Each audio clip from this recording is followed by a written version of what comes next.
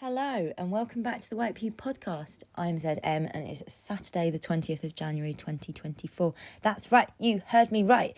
It is Saturday, not Sunday, because this week we've got a cheeky bonus guest episode from Art Assassins, a collective based out of South London Gallery. They've been investigating the role galleries play in public life and they've put their research together in this episode of a podcast called Galleries Get It Together. And they're going to be taking over the White Pew podcast for this week. So enjoy. You can have a listen to them. I'm going to let them take it away, but I just wanted to take a little minute to explain why you're not hearing myself or Gabrielle and the context of what's going on, rather than just fling this on our podcast feed apropos nothing. That's what's going on. Okay, so goodbye. I'll catch you next week. Enjoy. Bye. Galleries, get together. Hi, I'm Aya. I'm Eleanor. I'm Emma. Yeah, I'm Alex. My name is Miriam. Hi, I'm Matilda. Hi, I'm Isata. Hi, I'm Caitlin. I'm Huen. Hi, I'm Jackson. Hi, I'm Rika. My name is Erin, and being an art assassin to me is venturing out from my cosy little corner in South London for like an hour to the closest gallery that offers something like this, and it kind of makes me realise how important it is to have like free spaces for young artists, because you meet people who do kind of the same thing as you outside of like a school environment, and you get to work closely with people who are already in the industry. So to me, it's just about kind of easing myself into the professional industry while also making friends who maybe in 10 years time I'll be like, hey, let's collab.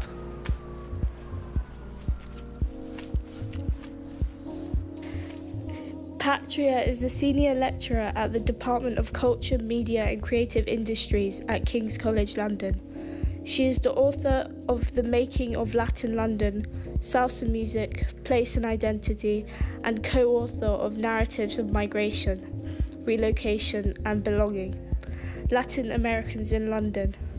She is the founding chair of Latin Elephant, a charity that works with migrant and ethnic groups to increase participation in processes of urban change in London. Yeah, I suppose I've always been interested in issues about social justice, around equality, diversity, equity, inclusion, and in particular with migrant and ethnic groups in London, drawing on my own background. The project seeks to understand the role that publicly funded galleries and museums have in creating a more just and equitable cultural space, particularly as many of these cultural institutions are in some of London's most ethnically diverse neighbourhoods. And this project, in a way, emerges as part of those wider issues in terms of looking at the role that galleries have in their neighborhoods and whether they should have any or they feel they should have any. And it's basically seeing galleries as a civic space and a space whereby they think of themselves as having a role in their communities, in their neighborhoods. In this context, then, What does an inclusive, equitable, and community-led gallery look like? What story should be told? Why should we listen to the art assassins on answering this research question? Because they're very much the community. So, and they are the ones who have access to the community as well, right? They're part of the community. They will look for those answers. But not only part of the community around the gallery, but they're also part of the community in the art sector. A lot of them are aspiring, wanting to be, or discovering what the art world is all about. And it's really important that they learn all the good and not so good as well, right, in certain ways. So yes, I think that's why you should listen to the Art Assassins. Chapter 1, Exploring the Question. My name is Miriam. I like to take photographs. I like to work in videos sometimes. I'm really interested in humanity and kind of deconstructing all of these ideas that we all like hold really close to us, like race and gender and stuff. And yeah, that's me. Do you think that galleries should have kind of a relationship with the community around it? Because we talked about the people who we won't name. But we talked about this space who exists in this very diverse area, but like no one knows about the existence of that art space and stuff. Do you think that kind of galleries and art spaces should be invested in their communities? And if so, what way do you think would be cute to? 100%. Like getting people involved in like it doesn't have to be their project, but just even if it's like, oh, you can come and see this, like especially the place we would name, the area that they're in is like you could do so well, like if you genuinely cared about the things around, like it's a great community, like especially with what they have across the road, they could get access to other things as well, not just like, yeah, it's just a community, but it can spread even wider than that, like you could like reach other places too. And like they should host like, you know how like things to do with like especially children and stuff, even like all ages, to be honest, like where they could come in, like simple things, like it does not take that much, like Even like cute like colouring, like after school like clubs. something so simple that could be like, because I never had that, and I feel like if I did, I would be so like, I would have like progressed very quicker than I Facts. would have. Hi, my name's Amelia. I like to paint, and I like to paint people's faces most of all. Like when you've gone to an exhibition, have you gone to it and thought like this person has not got it? Like they've done this exhibition and it's just not been delivered. Like I think that sometimes we don't question when we go to a gallery. we just like walk down and we just accept it. Yeah. Patchwork, you know, it's like a blanket when you put pieces together. It all just comes together. Like perhaps maybe histories untold, narratives that haven't been told yet or that we don't know about. If we haven't heard about it, it doesn't mean that it's not there. So do you think galleries are telling these stories? I don't think they are. I mean, it depends who's curating. Who's curating, yeah. I think curators need to have a wide understanding and a large grasp of what they're creating and where they're creating it and whose stories they're telling. This is essential. And you think they don't currently? Currently, at the moment, the world is lacking in the curation scene because it's really upholding the elites. We're lacking in representation. In representation of black people, people of colour, queer people, the LGBTQ plus community. My name is Hannah and I'm an assistant curator for SLG. Yeah, I really, really want to make these stories so accessible, and I really don't want people to be like, oh, come away from an exhibition feeling like they didn't understand what was going on, because what was the point?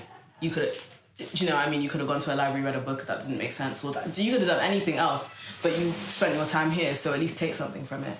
So I always want to make sure that the people that come to the exhibition have taken something from this as well, and I think, which I admire. I personally would like to... I would consider myself a bit more of a storyteller, and I would like to explore themes that I would like to explore, but I would like to be able to spotlight artists. So for me personally, as much as, working in a gallery and working in a space like SLG that compared to spaces I have worked in is a lot more democratic and a lot more community focused in its approach, which I admire. Hi, my name is Giselle. I work at the South London Gallery. My role is the Residence Programme Coordinator. I work on the Open Plan programme with children and young people, and we host and facilitate weekly open access workshops for local children and families in the local area of Camberwell and Peckham. Community-led means to me working alongside a community. And where I work at Art Block, so my position is a residence program coordinator, and I work on 3 local estates. So Gardens, which is where La Canal is, where we are based in Art Block, and we also work in Elmington and Pelican, which are like 2 long-standing estates which we've worked with over a period of like 10 years, and we do a lot of like community engagement work with them, whether it's supporting their like residence parties, or if we have a new commission coming up where we're working on projects, we will consult with the community before like going forward with our plans. And we've worked on many projects over the years on So Gardens, Pelican and Elmonton. My name is Lauren and I work as a Schools and Young People's Programme Manager at South London Gallery. Community-led, I think often we say community-led, and I'm not talking about the SLG, but what it really means is like doing a project for the community, but it's not reflected in like who's actually leading the project. And I think community-led is like turned into this kind of ambiguous term that like it's like a tick box for funders, like it's a tick box for like gallery programs. Like it's something that even if I have an interview now, I'll always say the phrase community-led because it's literally just like tick. But actually, I think it's like community-led, like you really need to interrogate like who's leading programs, like what are their processes of collaboration, because like how do you work with the community? Like for example, Giselle's role, when she speaks about Art Block, actually like they'll set out on a project and maybe it looks like a one way, but then the kids will be like, no, I don't like that, or I like that. And then actually it ends up morphing into something. And that's what community-led is. And like, I genuinely think that Art Block does that in terms of the programs, because the fact that they shift and like change, like that's what it should do. Like it should evolve if it's community-led. Like it shouldn't be like from the beginning, I'm going to do A and it turns out like A. It should turn out like Z, because then that's like you've listened. So I think community-led, like you really like, it involves a lot of listening and it involves a lot of evolution. Rihanna J. Parker is a writer, critic, curator and researcher from South London. I invited her down to talk to the art assassins and get her take on our research question. I'm not complete. Things can and will progress. Just know how much patience I have. And as I was speaking with Lauren this morning, the word in particular, tolerance. How much tolerance do I have for different places that are not already like this to stay in there and then force some change and rule to get it done? Okay, it starts with a mentality and a pathology taking, which takes a time in itself. Then it's a methodology and plan of a change of difference possible. And then you have to apply it. That's you spending years, not 6 months to 12 months in a little position. So it always starts with me is, do you feel like sweating for 3 to 5 years to be at South London Gallery, to commit to this role and do the best you can? Everybody has a different response. So some friends I have are institutional and they make it work. Others I have are independent like myself, but they just can't manage. So we all have different burdens to bear. Chapter 2. What stories need to be told?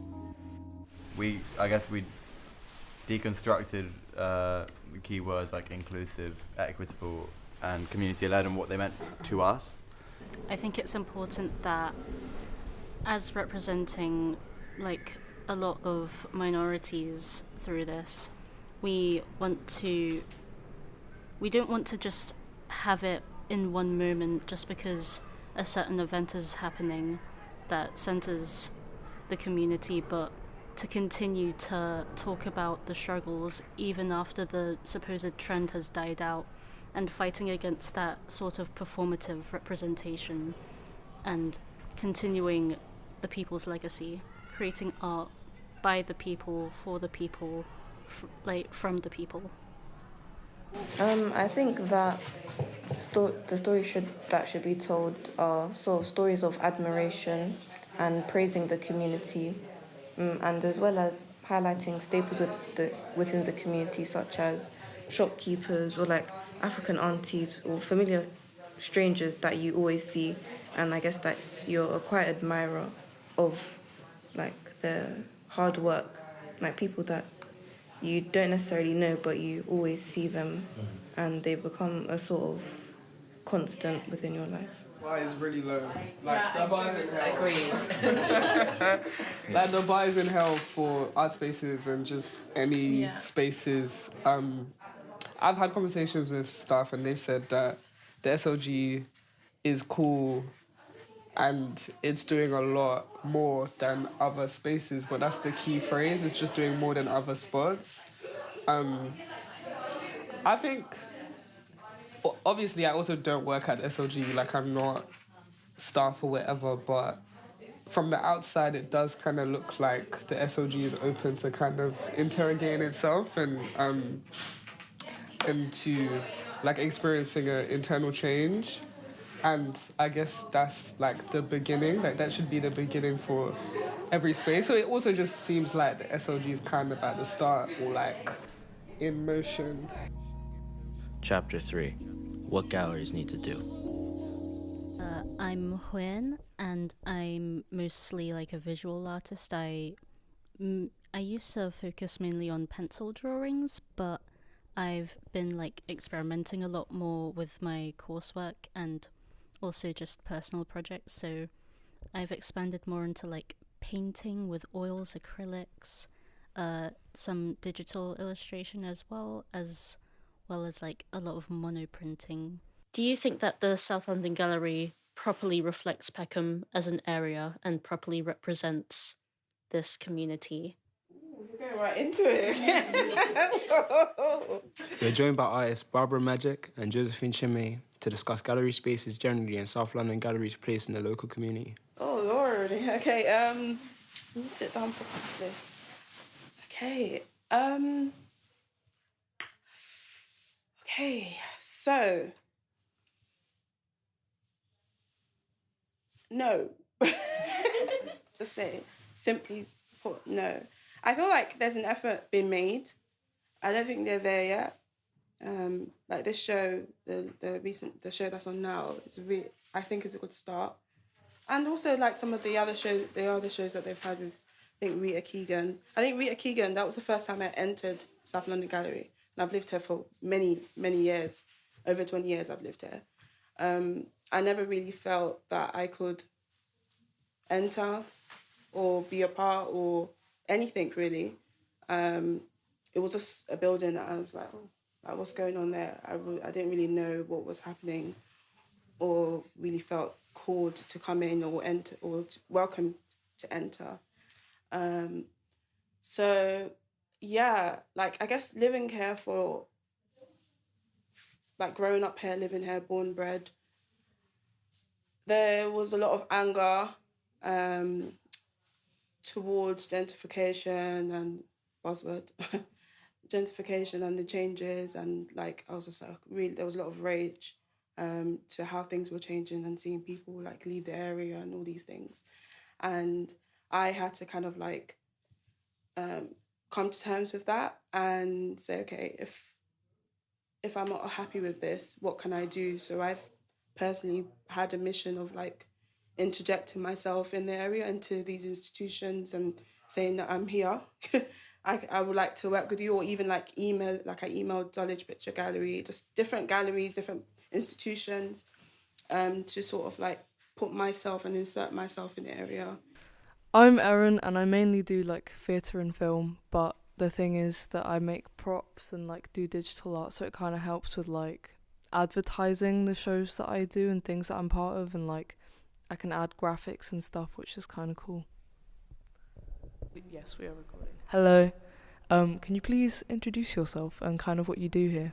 Yes, I can. I'm Flo. I'm the artistic director of Zuko, and Erin and I work together with the Zuko Young Company, which is a group of 14 to 18-year-old actors and creatives who co-create with professional artists to make studio-based theatre productions every year. How do people that aren't involved already in those spaces find out that they're happening? Do you think there's anything more we could be doing as creatives to kind of let the everyday person who works a 9 to 5 want to go to a gallery and kind of understand that they're there? Because all these things you mentioned, I don't personally have never seen advertised. Quick Google search, you won't find them. So is there like a way to make them accessible for people who aren't actively looking for them? And like, is that an important thing we should be doing? Or?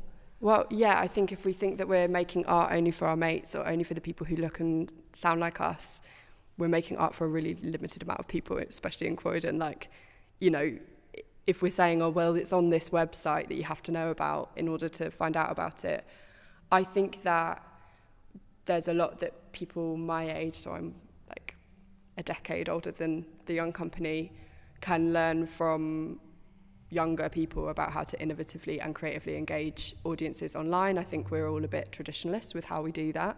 I also think there's a lot of value in public work, like taking work outside of spaces that people maybe haven't historically felt included in? Or why do we have a snobbery around visual art having to exist in a gallery in frames and in perfectly lit whitewashed gallery spaces? Like, you know, I think those experiences really matter, so we should really think about how many of those rules of engaging with art are actually necessary and how many of them are actually just kind of posh etiquette that doesn't need to be there. It's a very like white middle class snobby approach that doesn't actually change whether you can look at art and appreciate it or not. Following off from what you just mentioned earlier about like looking at seeing South London Gallery but not really feeling like you were able to enter, how do you feel that the gallery felt inaccessible to you exactly?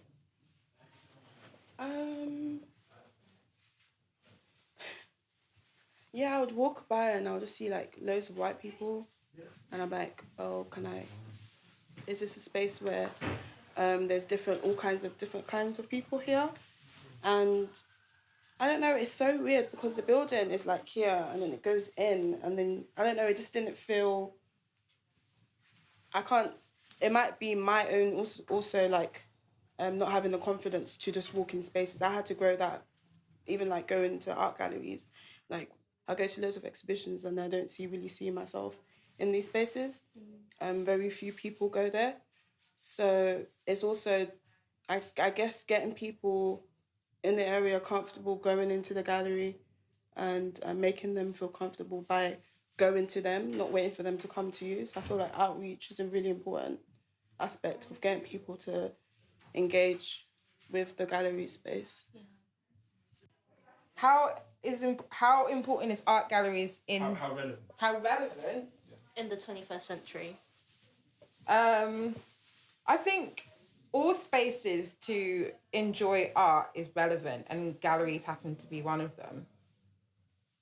How they choose to show the art, who they choose to show it to, how they welcome them, what art they show, that's the thing that obviously can be amazing and brilliant or really quite dire and uninspiring. But you know, galleries have a purpose.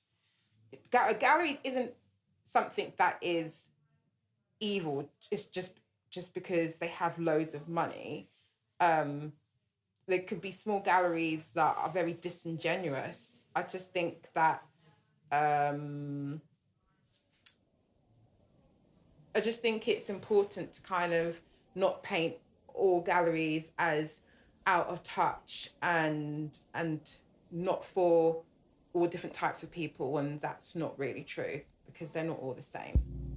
I think that the biggest threat is funding, honestly, like particularly like within the context of the UK, like the funding in arts is like abysmal, and the threat really is that you have people who really want to make a big change, but they're not somewhere long enough, or they're not given the resources to actually make that change. And also it just strongly makes the kind of demographic of people who take up these short-term roles like a really specific demographic. It's people who have family support, it's people who have savings, it's people who have privilege, and actually there's a whole range of people who would probably do a far better job than lots of people who are employed, but it's particularly because they just don't have the safety net to take the roles. So there's people who, like, for example, like maybe come from like very working class backgrounds, or people who don't have like the same education as everyone who predominantly is in the arts, but they just can't basically even go for these roles because they don't have the security of being like, okay, but what will I do after this 6 months? Job is done. This podcast was recorded and produced by South London Gallery's Art Assassins in collaboration with me, Waylon Mackenzie Witter. This project is supported through a British Academy Innovation Fellowship led by Principal Investigator Dr. Patria Roman Velasquez, King's College London, in partnership with the South London Gallery.